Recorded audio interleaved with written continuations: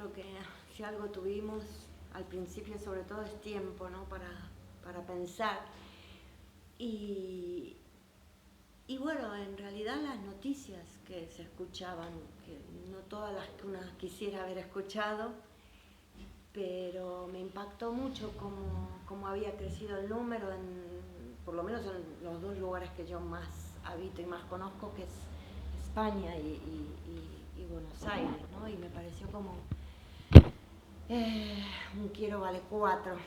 Eh, no solo el aislamiento, el confinamiento, sino que directamente el foco estaba en otro lado y esta perversión de que el encierro tuviera que ser con tu propio enemigo y mucho presupuesto desviado de cuidado y de urgencias y de socorros, de ayuda a la mujer, desviado para la prioridad de la pandemia, y me pareció como,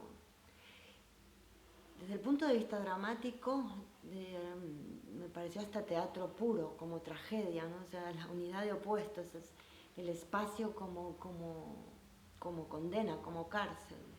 Me pareció terrible. Y los patios de luces, o sea, arquitectónicamente me parecía terrible. Depende si fuera invierno, en qué lugar, todo cerrado, la televisión, o sea, ni siquiera el grito podía oírse en algunos lugares y me mató esto.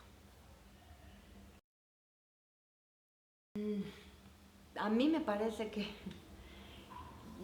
una naturalización no solo del dolor, sino del trato, ¿no? A mí me interesaba trabajar básicamente la graduación, que es donde se empieza a naturalizar todo, porque no ocurre un día esto y derribar los estereotipos también. No le ocurre a la gente con menos cultura solamente, no le ocurre, y es evidente, el monstruo no es de color verde y no es evidente y no se lo ve de lejos. A una feminista esto le puede pasar, a una mujer con dinero, a una mujer con cultura, a una mujer a psicólogas. Esto me interesaba mucho, la gradualidad y la normalización. Eh, la normalización del dolor y la normalización de microgestos que tenemos tan en el ADN, que hay una escena de la obra que a mí es de la que más me gusta, porque la gente dice, bueno, pero ahí no pasa nada. Bueno, empecemos a contar todos los naditas que van ocurriendo y que se van inoculando. Cuidado, no en el hombre son estas conductas, es en todes.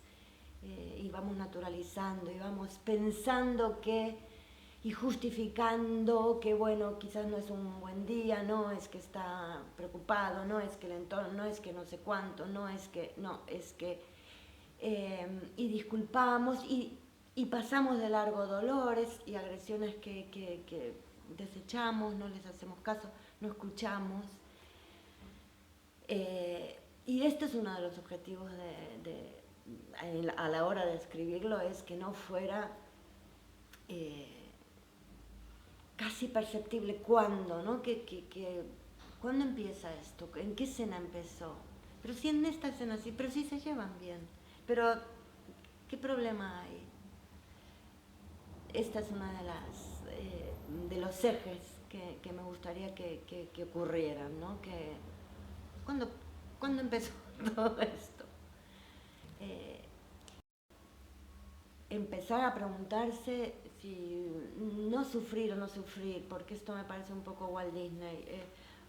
Vamos a sufrir siempre, pero yo tengo una frase que me sirve a mí, que es cómo me gusto más sufriendo, por lo menos, ¿no? Sufrir con mejor calidad. ¿Cuál sufrimiento es más digno, ¿no? Y a veces por malentendido amor y por no perder creemos que vamos a dejar de sufrir, o que bueno, esto va a pasar, ¿no? Y sufrir es una figurita, sufrir igual, pero sufrir con dignidad y con empoderamiento, ¿no? A mí me interesaba esto, la paradoja de una luna de miel, de elegir un lugar apartado del mundo, que es lo que busca la gente que está enamorada al principio. Me parecía idílico, un lugar idílico, idílico por solos, y en ese solos entraba esa libertad primera de todavía no tener a cargo nada, más otras cosas que por no expoliar no digo, el por qué no hay ni hijos ni otra serie de cosas, ¿no? De todas formas, ahí se le sumaría algo, un temón también, ¿no? La violencia frente a los hijos, la violencia a través de los hijos como revancha y como venganza y como sadismo. Es como, a ver, ¿dónde te duele más? ¿Te duele más tu hijo? A por él. Como se dice en España, a por él. Esta lectura que tienen los psicópatas por ahí, ¿no? De elegir cuál parte de tu alma o de tu cuerpo puede ser la más vulnerable. Y los hijos suelen ser, desgraciadamente, carne de cañón en eso. No. Y seríamos muy reduccionistas si decimos que hay una nacionalidad de él. Esto está algo que está inoculado, e insisto, inoculado también en la mujer. No nos engañemos, por favor, porque si no, no vamos a solucionar nada. No tiene nacionalidad y no tiene tampoco, insisto con esto, clase económica. ¿Qué pasa? Que de pronto la pandemia lo que hace es lo que hablamos antes, crea un opuesto, un enemigo en el espacio, y en ese espacio, obviamente si tienen dinero, se vivió en la pandemia,